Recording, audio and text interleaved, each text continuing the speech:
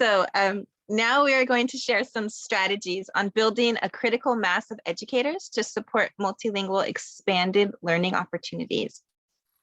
Quality teachers are worthy of significant investment, which requires attention to hiring practices, professional learning, and teacher preparation for delivery of instruction in all settings, including programs that provide expanded learning opportunities. In order to make this critical investment, LEAs could secure grant funding to create an educator pipeline of teachers and administrators who can provide asset-based, linguistically responsive, and intellectually rigorous practice across dual language programming. They can also support students engaged in an early career bilingual teacher pathway with certain types of grant funding.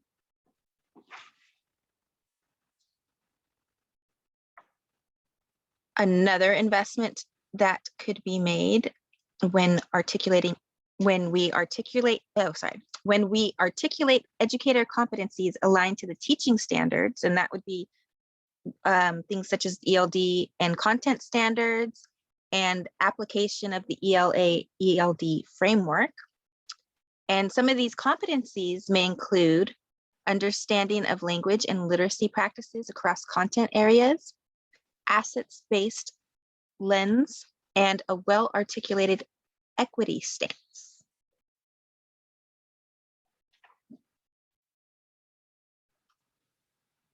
LEAs should use these competencies to design multilingual professional learning opportunities on strategies, including trauma-informed practices,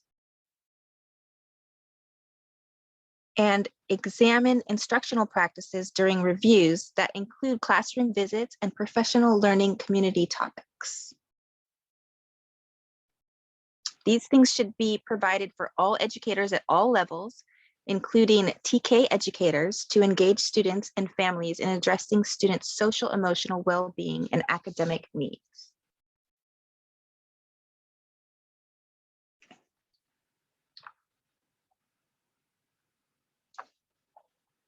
I think we need to go back one slide, Lorrie.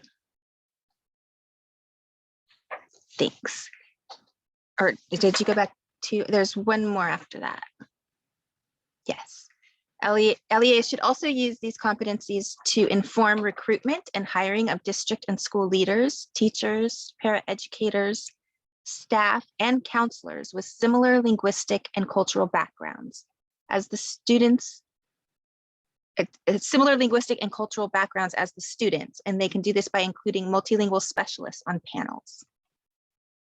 And these competencies should also be used to partner with local universities to increase educator capabilities by developing teacher preparation pathways and ensuring that teacher preparation programs emphasize the ELA-ELD framework, language acquisition theory, as well as multilingual focus strategies.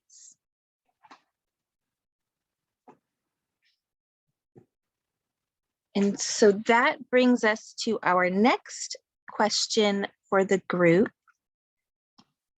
How can we support our schools, administrators, and educators to identify and employ supports for expanded learning opportunities that address the needs of multilingual students?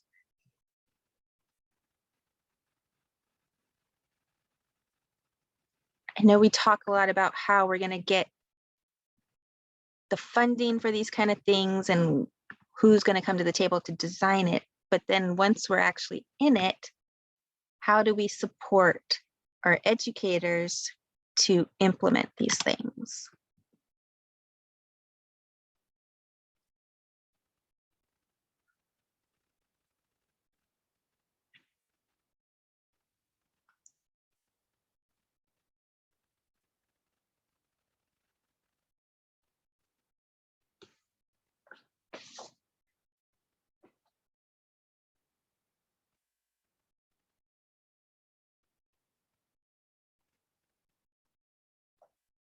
Are there any things that if you are not sure of how to do this, any questions that you guys have about what types of things are already going on in LEAs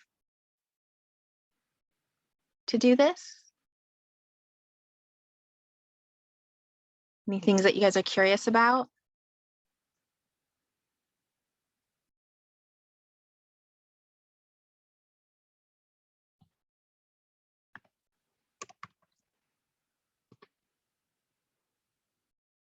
Okay, then we can just move on. And I think Lorrie, go ahead. Okay. Now we're going to explore some innovative ways to include parents and other family members in expanded learning programs. Effective family engagement has been described as an intentional and systemic partnership of educators, families, and community members who share responsibility for a student's preparation for school, work and life, from the time that the child is born to young adulthood.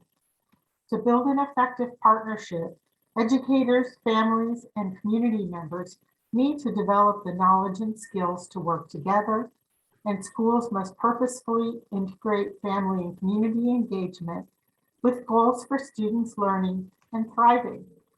This description of family engagement is grounded in the work of key family engagement scholars and researchers of the last 4 decades.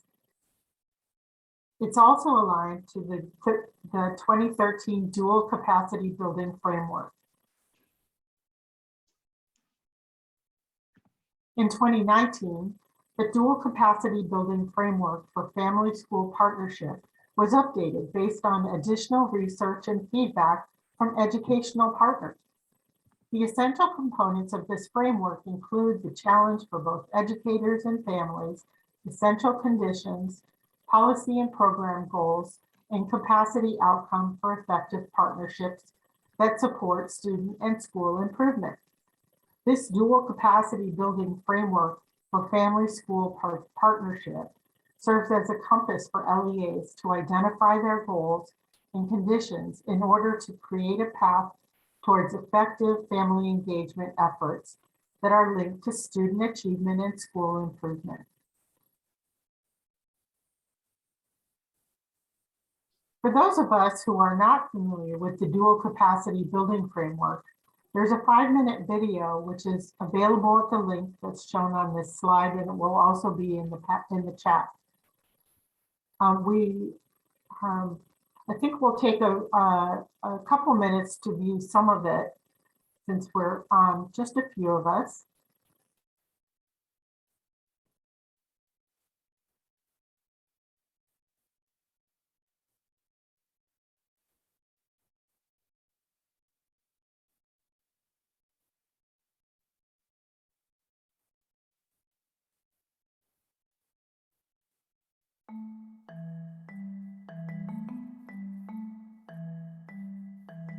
The first version of the Dual Capacity Building Framework for Family School Partnership was launched at the 2014 Family and Community Engagement Conference held by the Institute for Educational Leadership. This research-based framework was authored in collaboration with the United States Department of Education and published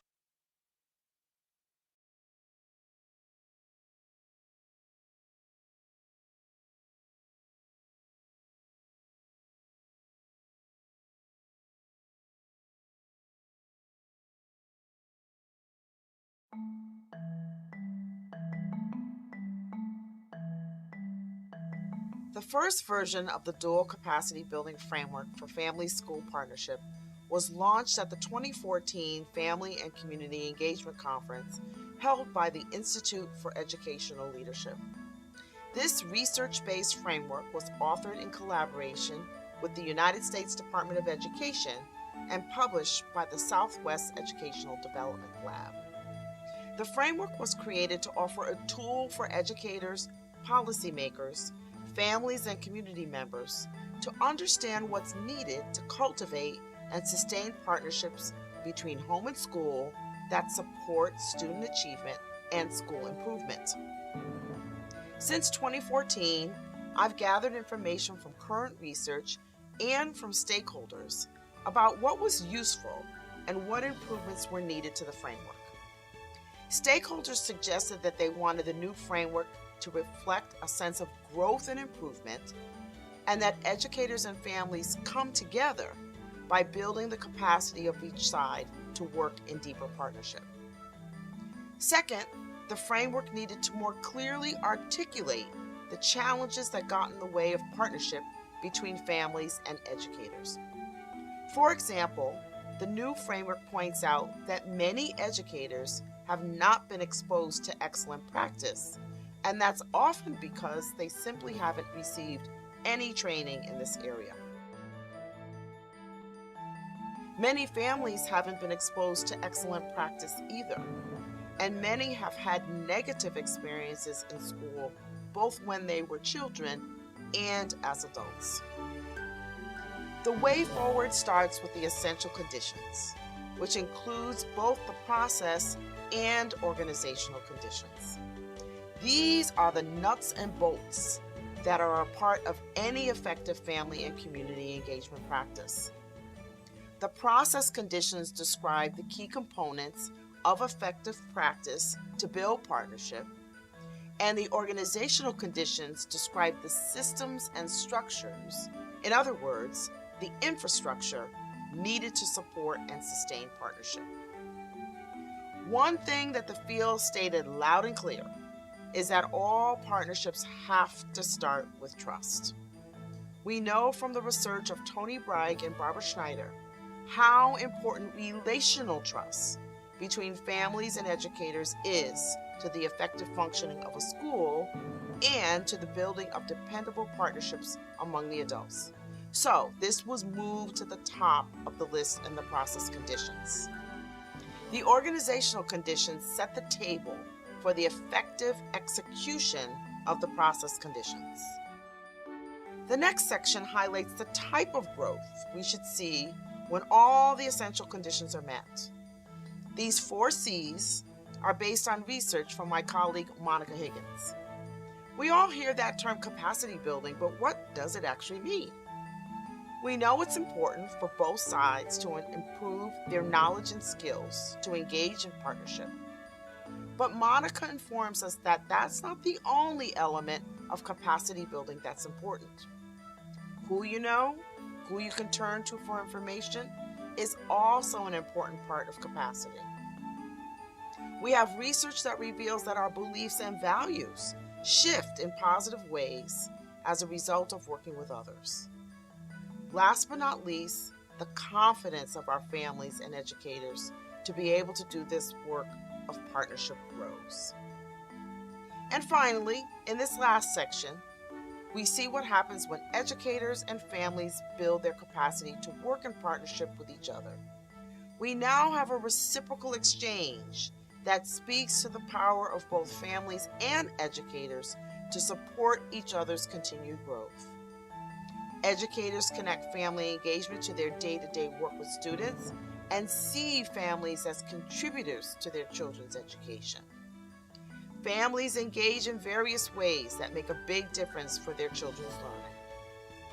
And at the end of the day, we're able to see that this work truly helps us get to the outcome we're all striving for: more effective partnerships that support student and school improvement.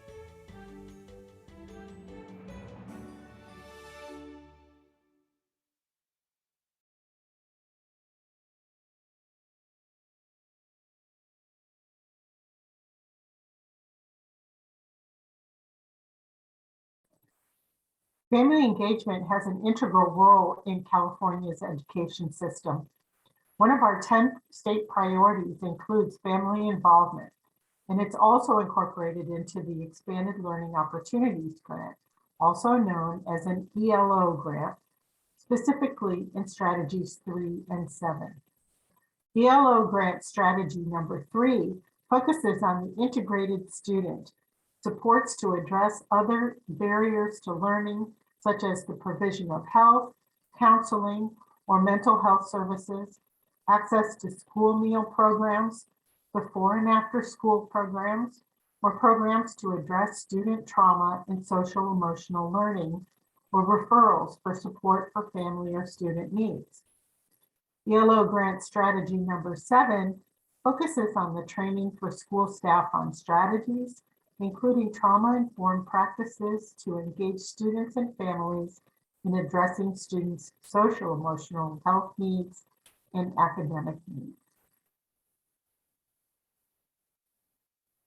Sometimes a lack of family engagement can be misinterpreted. According to the National Center on Safe, Supportive Learning Environments, parents who do not speak English or who were educated in other countries may be unfamiliar with opportunities for American school involvement. Although schools may interpret lack of involvement of immigrant or non-English speaking families as not caring about their children's education, this is most often not the case. Bilingual resources and staff, programs to help parents understand how to support their children's education, and parent liaisons who can connect the school and families to linguistically and culturally diverse community resources can be highly effective strategies for developing partnerships between schools, families, and the community. It is important for LEAs to take the necessary steps to determine the challenges and essential conditions that are creating barriers in order to work toward effective family partnerships and engagement. Some expanded learning opportunities for family engagement include, but are not limited to, community space for families to informally meet with each other, resource centers to connect families to essential services provided by the school or local community, like mental health and counseling services, financial services, legal services, workshops and trainings for families, parent involvement in planning and decision-making process, or professional learning and training for staff, teachers, and administrators. These opportunities are some general examples of how LEAs and families can build capacity for family and school partnerships. So our third question is, what are effective parent and family engagement partnerships and expanded learning opportunities that LEAs can develop to engage and support parents and families of multilingual students? And we'll open it up. Feel free to go ahead and unmute yourself and share some ideas that you might have.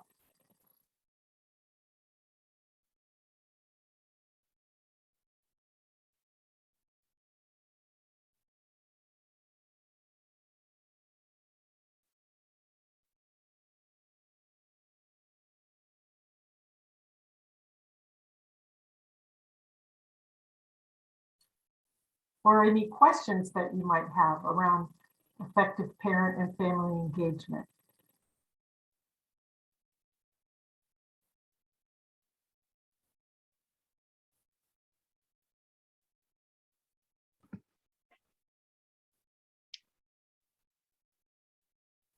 Okay. Sandra.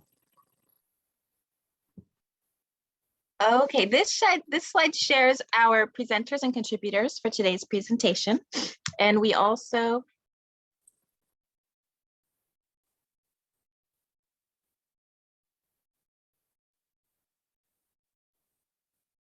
We lost you. sorry, was I on mute the whole time? Or did it just do it? Okay. You just unmute. Probably when I did the chat thing. Okay, so I also just popped it into the chat, the same contact information that's on these slides. Please feel free to reach out to any of us here at the Language Policy and Leadership Office. All of these 4 consultants are from that office, and we can share information with you that we shared today, or even further information beyond what was shared today. And before you go, thank you again so much for joining us today. Here are some other resources used that we referred to during the presentation or that we use to get our information. And a lot of these you'll find on our CDE website as well. And with that, that concludes our presentation today.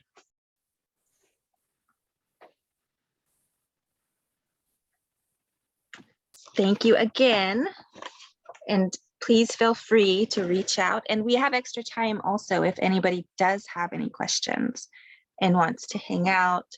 Honestly, it doesn't have to be limited to the things that we discussed. It could be anything regarding dual language programs and how to integrate them, or just ideas, things that we've seen.